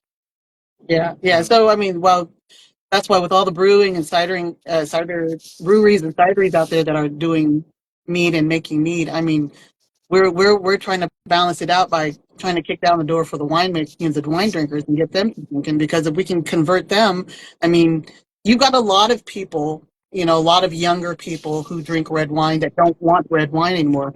We've done the research on that, and they're saying the baby boomers who were drinking the red wine, They're on their they're way out. obviously they're on the way out. So they're looking at the younger generations, and the younger generations they don't want the big bold reds anymore. They want something different. So they're Yeah. looking at the ciders, the meads, the seltzers, all that Or stuff. the blush and rosés. Yeah. So the blush Yeah. and rosés, from what we're learning right now, is really Yeah. big. Not the big, the big reds. And so bringing in the meads, bringing in the seltzers and the ciders right now, and actually bringing it in front of wine drinkers, I believe is a good time because of that phenomenon that's going on. It's a good time to get it in front of the younger generation because they want something different. They don't want the big reds anymore. That's just At least for the wine statistics. drinkers. That's At least just for the wine from drinkers. yeah. That's just our region. That's just like some of the stuff that the wineries did here, right? Just little, just to kind of find out what everybody's buying, and that was what they felt or found out was the main go, right? So like the blushes and the rosés and things like that. Not so much the reds. So that this area is a big tourist area, so I'm sure there's some tourism that fed into that as well. So it kind of gives you an idea of where people are going, where their mindset is at, Right. Yeah. And that's one thing that I think, looking at the analytics on my videos and stuff, it kind of, it says, all right, these are the average ages of the people watching your videos. And when I first got started, even 4 years ago, it was always I'm 40, coming up on 42, and it was always people my age or older at least. The younger demographics were very small. And anymore, I've been seeing that 21 to 25, 21 to 29 demographic slowly growing up to where it's almost an even percentile. And for the longest time, I was thinking that the younger kids, they were, we're into the zero, the zero carbs, the Trulies or the White Claws. We want all that type of stuff. But I really it seems to be in alliance or an alignment with what you're saying, is that it's not that they're not drinking, it's that they have a different way of drinking, and that they're looking for different products than what had been, traditionally presented to them before. Right. Yeah.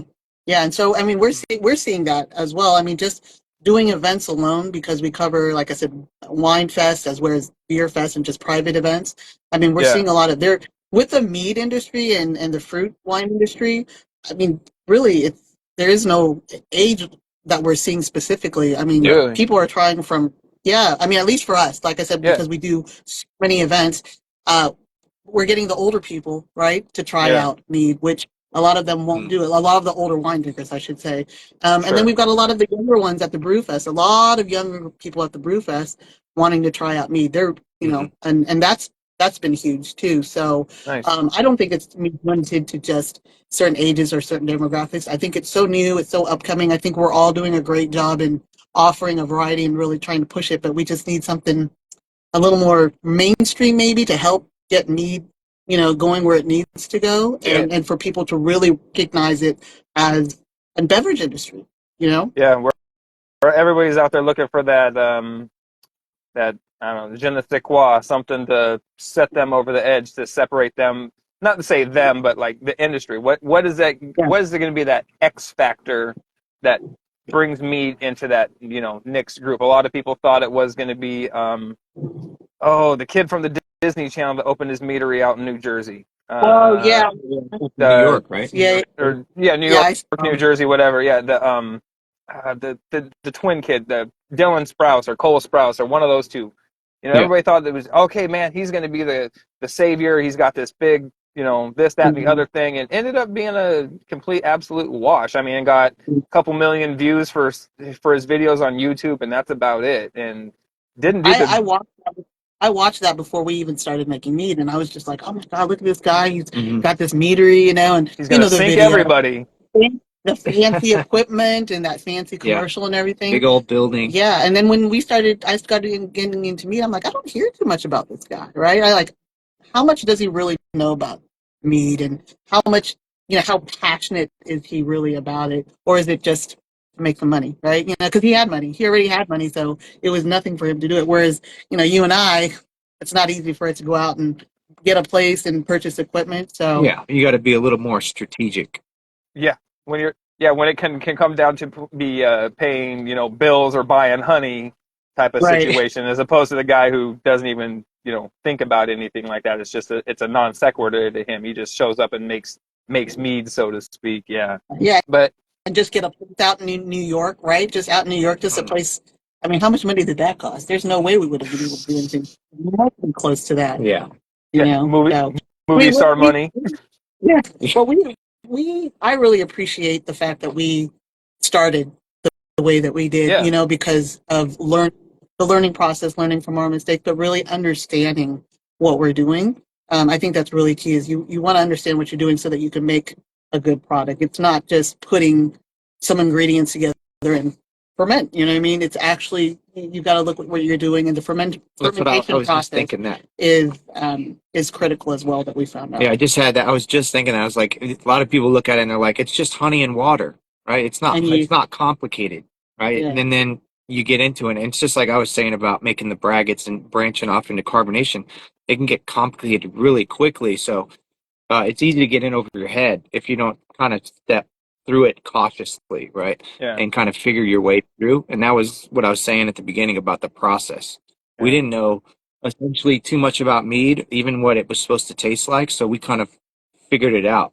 And yeah. then we compared it to some meads that was at a local like liquor store or No, whatever. I went to Bevmo, so I went on Chaucer's. Amazon and got some orange blossom. Yeah. Oh, yeah, it was Chaucer. So I got orange blossom honey, some EC 1118 yeast, right, and Yeah, put it together and then made let it rocket ferment, fuel. and then ran out to Yeah. Bevmo, bought Chaucer's, and then drank it and I compared. like Okay, it. it tastes the same, so I It's made kind of mead. close. It Yeah, seems. so I Yeah. was like, okay, I made mead, right? Yeah.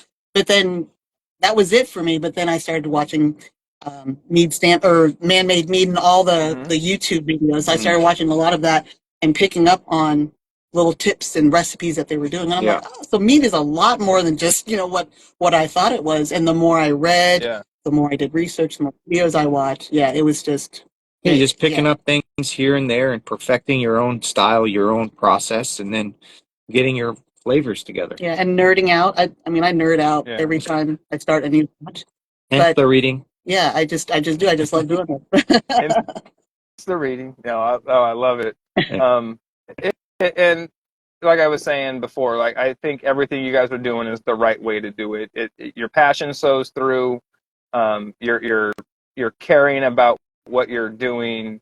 Maybe that's synonymous with passion, but like you're out here. You have a purpose. You have a mission behind your brand. You have what I feel is an apparently clear goal for your product line.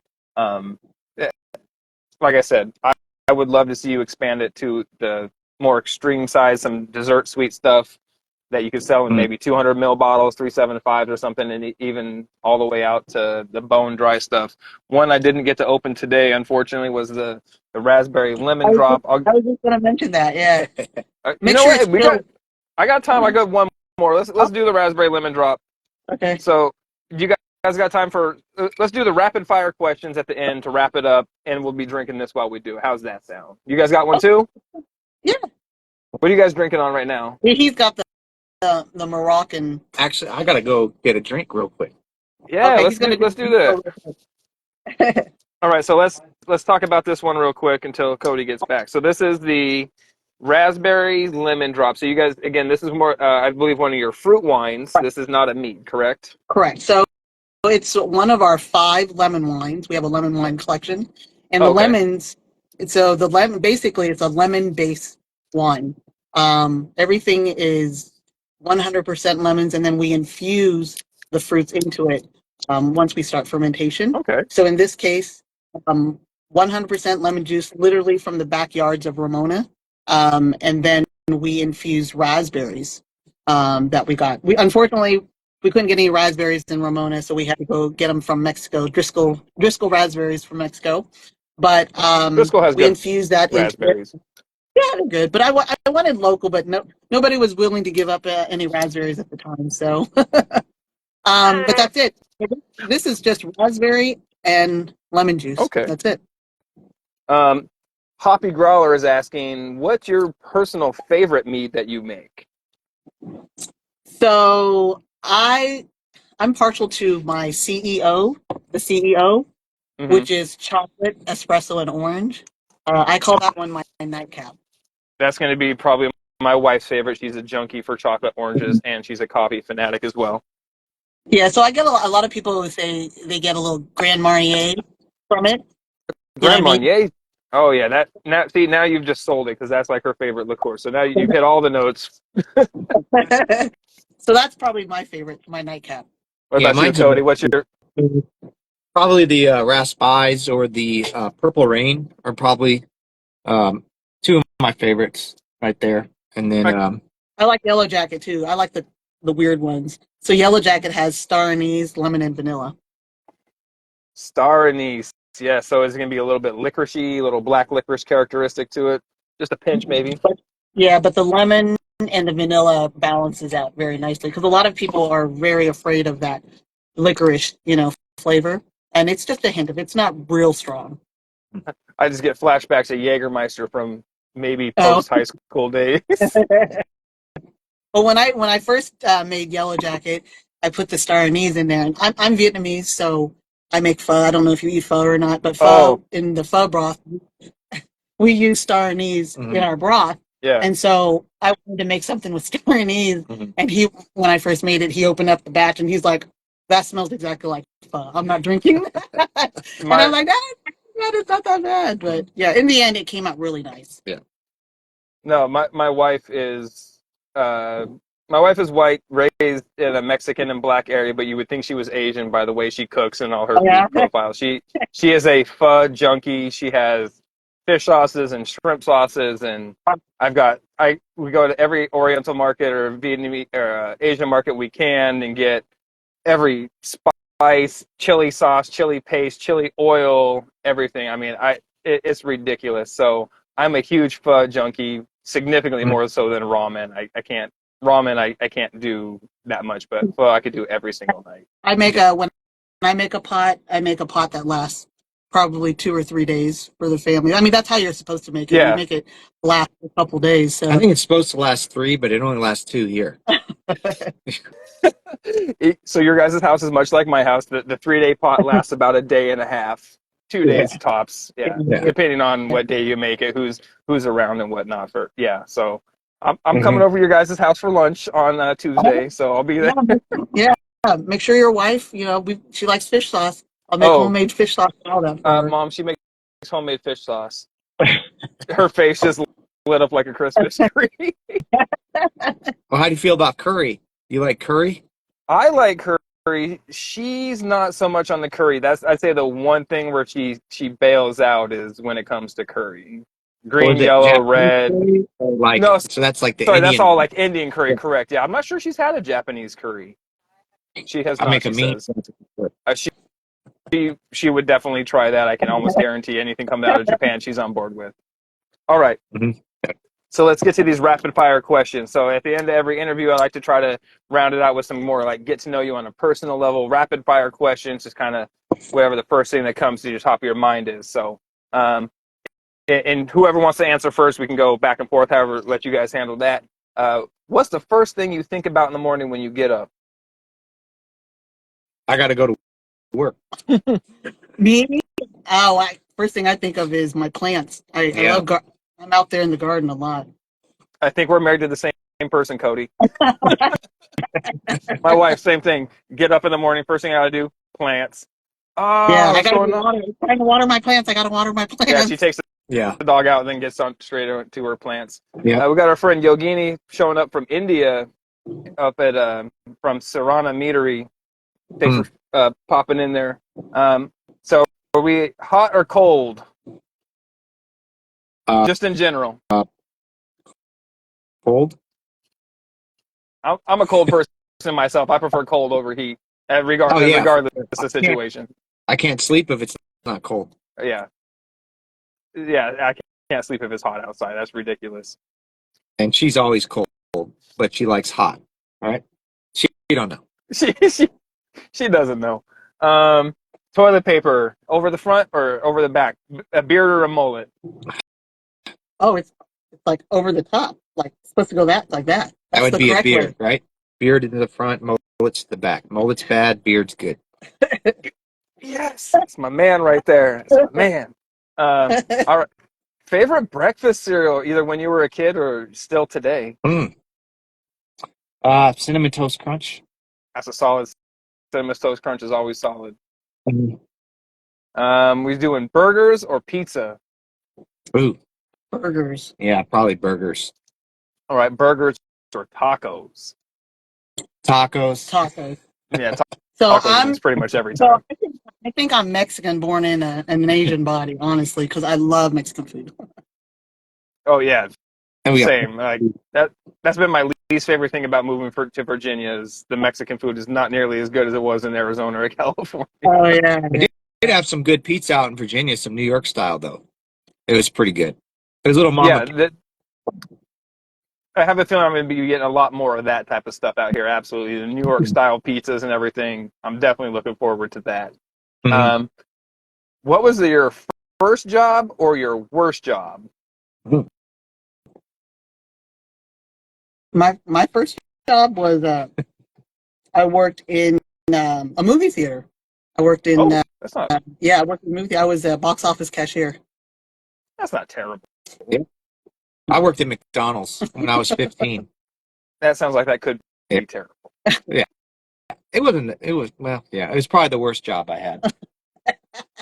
The first and the worst. Yeah, because I was making like $5.25 an hour. That's a lot. I was making $2.83. Ooh. Oh my Yeah, I God. think I think my first job I was at like 515, 525, somewhere right in that same range. Um, Yogini says, did she miss the honey bits? Yeah, we already talked about honey and all the different flavor profiles. I'll be Mm. reposting this up to the YouTube channel if you want to watch any of that stuff again. But these guys make some phenomenal meats. If you could have any superpower, what would it be? Ooh.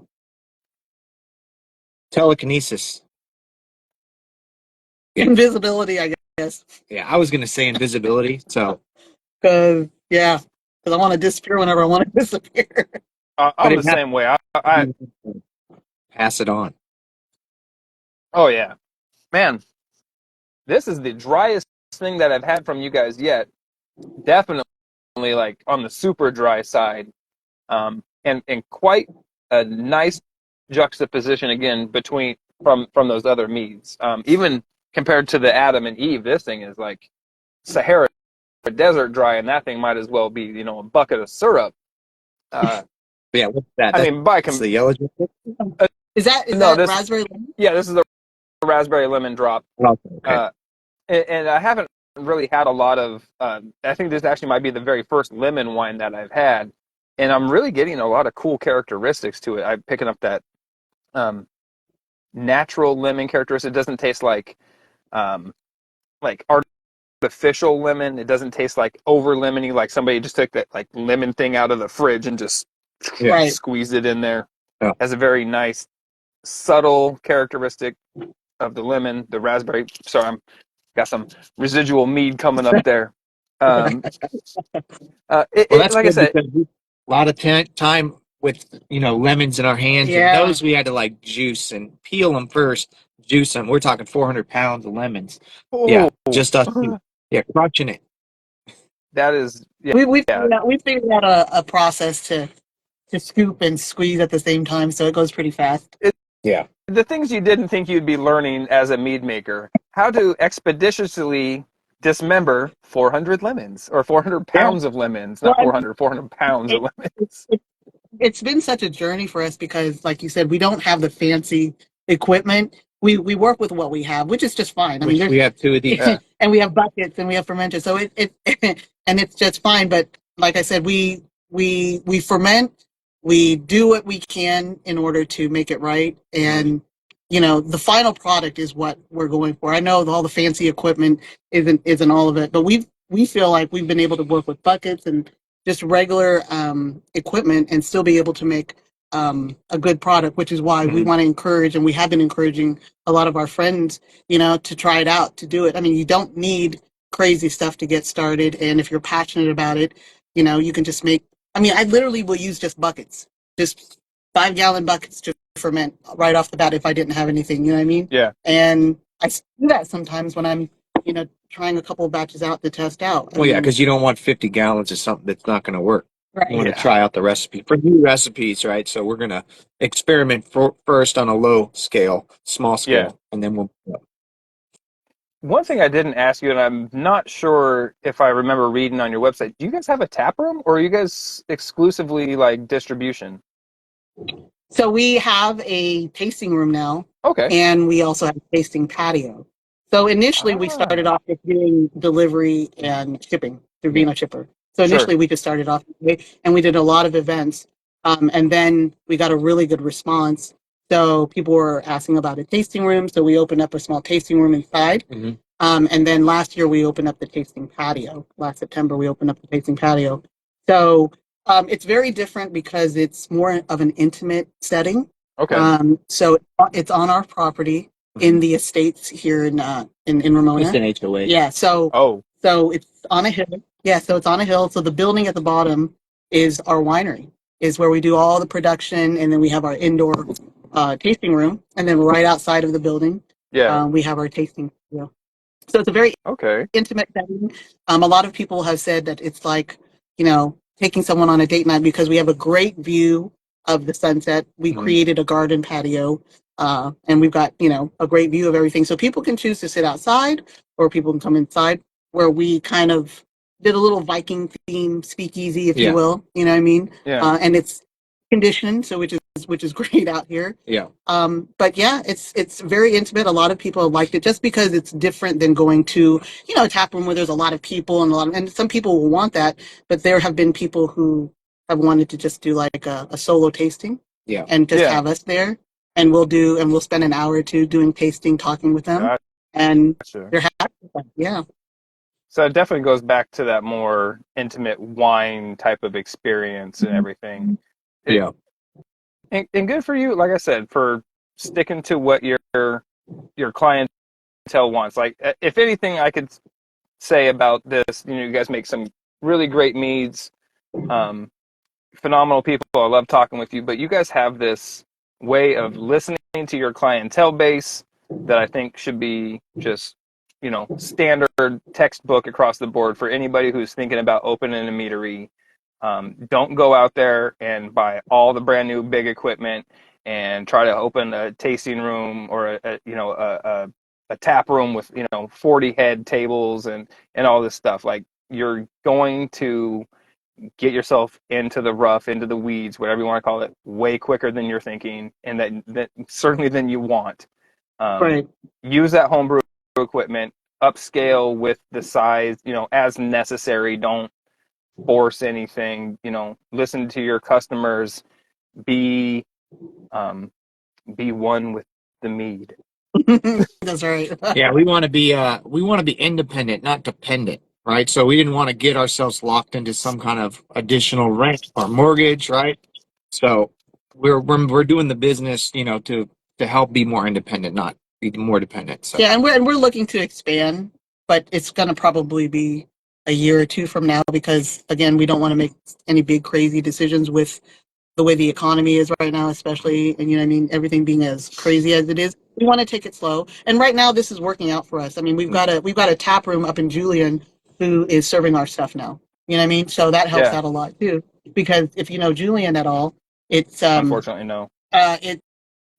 It's 20 minutes from us. It's touristy area. Okay. It's a place that people go from all different areas. So he's getting our mead and our wine out in front of, a different demographic than we would. So it works out. We've got the more intimate crowd over here and more local, where he's got the more tourist people. So it's working out better for us.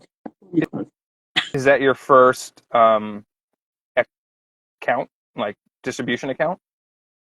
No, we have two others. Yeah. Oh, okay. We have one at a hotel. We have one at a hotel, and then we had one at Dudley's Bakery. Dudley's Bakery, which is also in Julian, so it's local. Okay. But is he doing like pours and stuff there? Is he the first place that's doing like non just to go bottle sales? Oh yeah. So he's the first one doing. Yeah, Okay. he's doing tastings and pours. Mm-hmm. Yeah, all of that.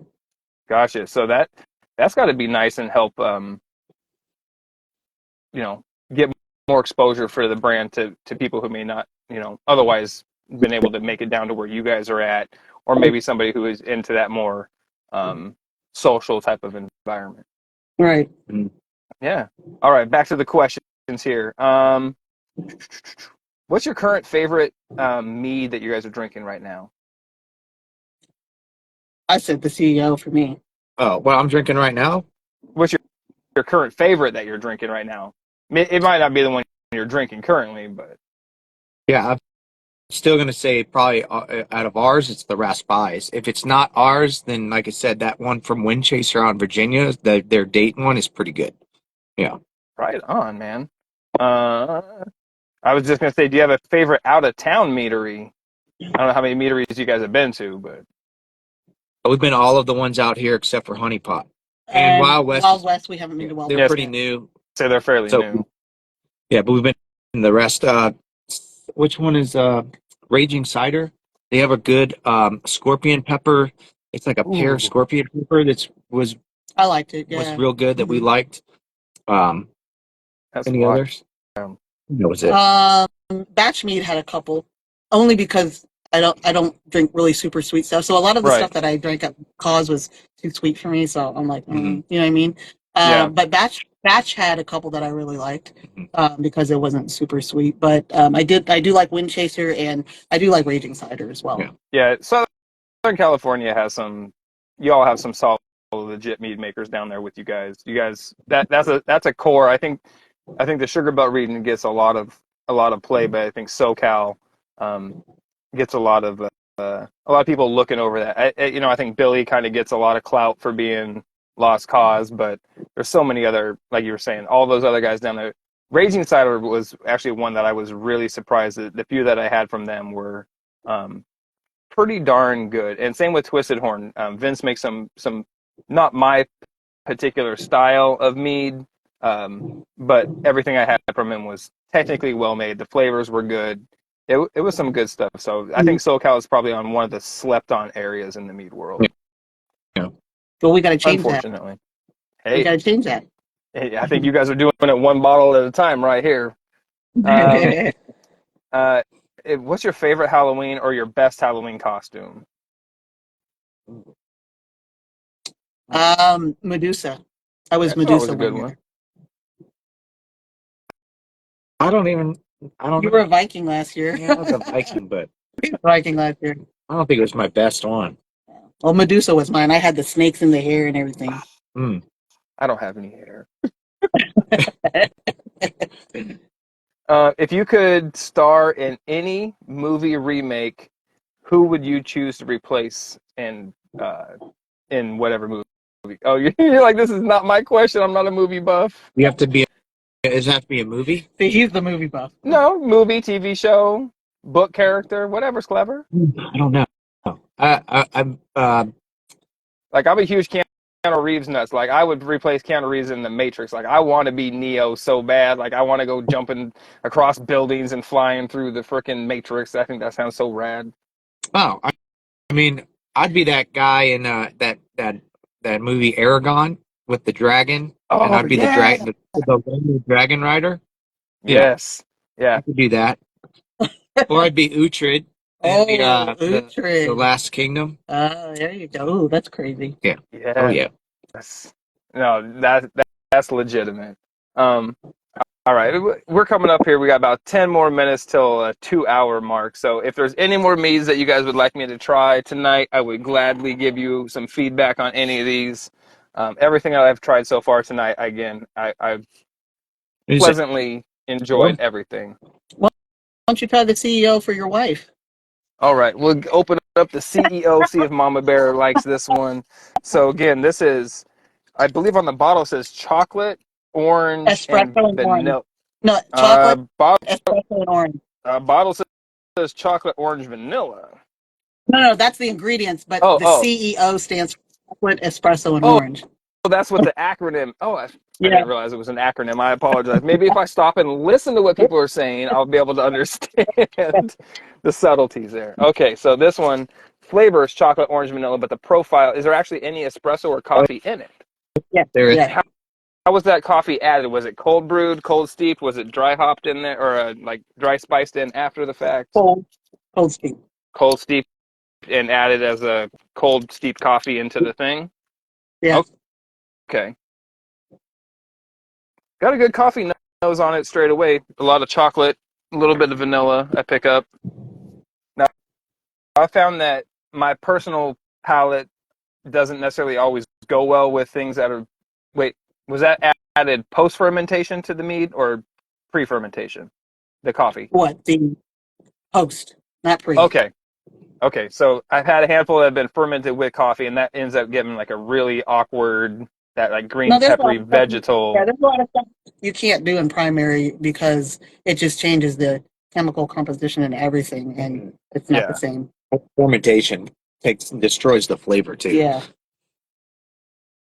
Yeah, we found out the hard way. Yeah. Okay. Yeah. So that um, I get the coffee and the chocolate.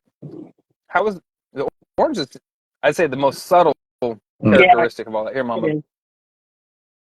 How was the orange added? So we added orange and orange peel in primary, and then we added some in secondary as well. Not too much in secondary though.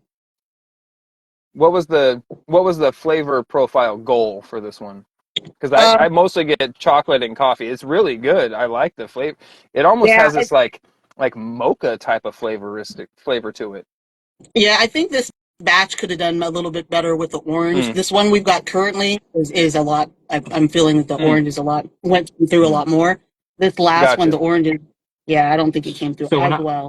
when I was in elementary school, there's the Hershey's chocolate factory came through and they let us like make our own chocolate. And Whoa. the chocolate we made was I made like a chocolate orange skateboard. And it was like the orange. It was actually orange, but tasted like chocolate. And it was orange flavored. So I was like, that would be a cool kind of thing. And then, we just bounce these ideas off each other. And she's like, oh, And let's I would do throw some coffee in it. some coffee in it. And I'm like, ooh, Yeah. eat. Oh, it comes out great. Like this, these are how we come up. This is our creativity here. Yeah. Our brainstorming Yeah. here is just silliness. Yeah, we're not artistic, but we can kind of bounce ideas off each other. Yeah, we figure it out. Yeah. Say other than being really subtle on the orange characteristic, the coffee and the chocolate come through really well on this. I don't get any vegetal, any off flavors with the coffee. It definitely has that true roasted coffee type of characteristic. So kudos to that. Um, chocolate, I'd say not quite like dark, barely roasted cacao, but definitely not like sweet milk chocolate, somewhere in like that like Dove dark chocolate range. That's Yeah, very. we did a dark cacao and some cocoa powder too to get that. There it is. Yeah, no, that is really nice. Like I that has got to be in the top two coffee meads I've ever had in my life, and I don't Wow. like most coffee meads. Like the two flavors that I don't really care for in meads, coffees and capsamils. I don't like spicy meads. Like I want my mead to be the refreshing beverage that I have when I'm eating like spicy foods. I don't want it to compound and add on there. So then you wouldn't like our mango habanero wine then? I would It's give it not a a meat. shot. I can't say I wouldn't like it. I'm just saying it's not my like when I'm picking out Right. mead flavor profiles. It's never something I've never go to as my draw, Yeah. because it's not what I'm looking for. But I'll give anything a shot. And I've had some really good meads that would be something I would never have thought Yeah. to grab had I been saw the flavor profile at the on the shelf somewhere in the Right. store. Um, Now we know what we're going to do with our tangerine, honey.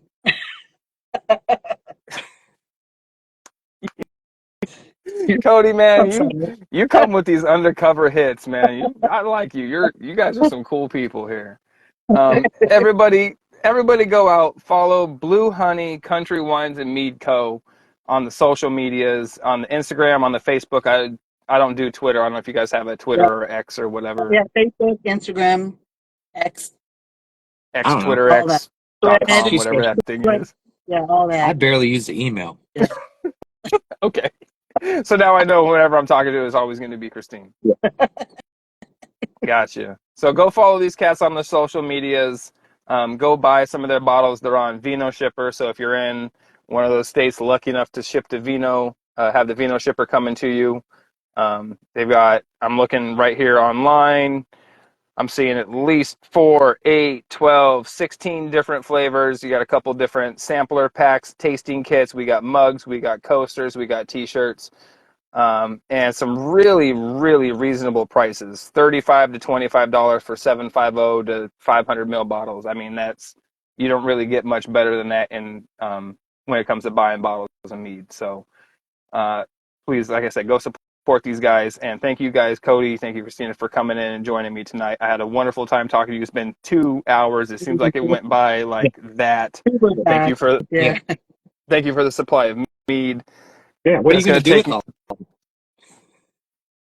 drink the ones that I've got open, and I'm going to try to share as many of them as I can, because that was kind of like the whole thing with my channel is, advocating for the brand, not Mm. your brand, but the Mead brand as a whole. So anytime I can take a bottle somewhere with me to sample to somebody else, or at an event, I try to do that, because I try to break those preconceived notions of what mead is. Like you guys, you're trying to, not, mead doesn't have to be sweet. It can be dry. It can be this. It can be that.